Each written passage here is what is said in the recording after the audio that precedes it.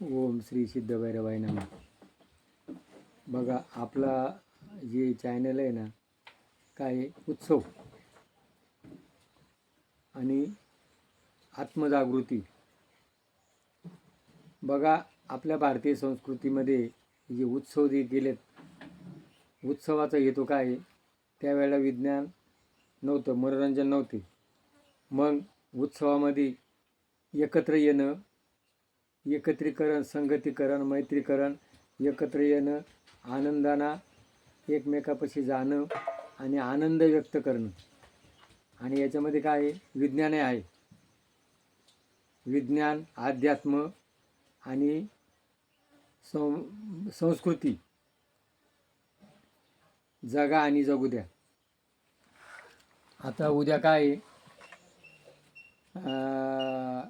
रविवार 30 तारीख, चैत्र प्रतिपदा. आणि आज काय सुरू होणार आहे? वसंत ऋतू.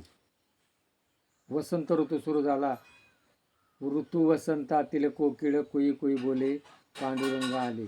वसंत ऋतूमध्ये कोकिळा गागती, झाडांना पाणी फुलं पडतात आणि झाडं पानांनी फुलांनी भरून येतो.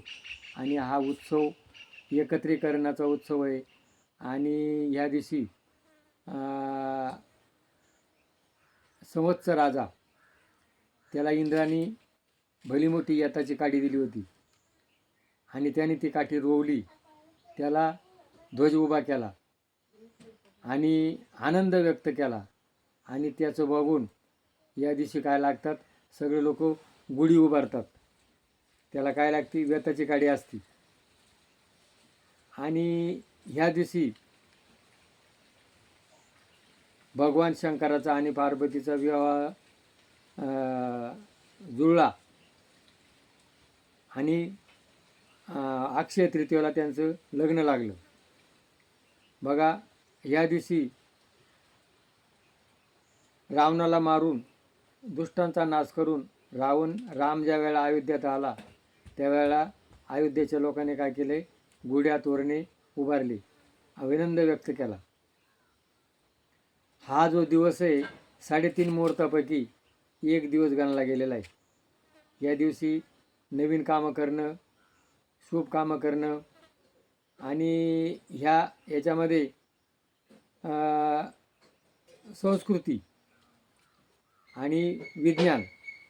हा उन्हाळा असतो, शरीरामध्ये पित्तविकार सुरू होतात. मग या दिवशी काय? कडुलिंबाची पानं आणि गूळ, मिरे आणि धने आणि साखर एकत्र करून आणि या दिवशी खातात. या दिवशी आपल्याला जे 12 महिने लागणारं धान्य, कडुलिंबाचा पाला त्याच्यात जर ठेवला, त्याला आळही लागत नाही. म्हणून हा जो उत्सव आहे, हा विज्ञान आणि आनंदाचं प्रतीक. असा नववर्ष या दिवशी ब्रह्मदेवानी सृष्टी तयार केली असे म्हणतात. म्हणून हा उत्सव आपण प्रत्येकाने आनंदाने साजरा करा. आणि जर पटला असेल तर याला व्हिडिओला क्लिक करा. सदस्य व्हा. जय भैरवनाथ महाराज की जय.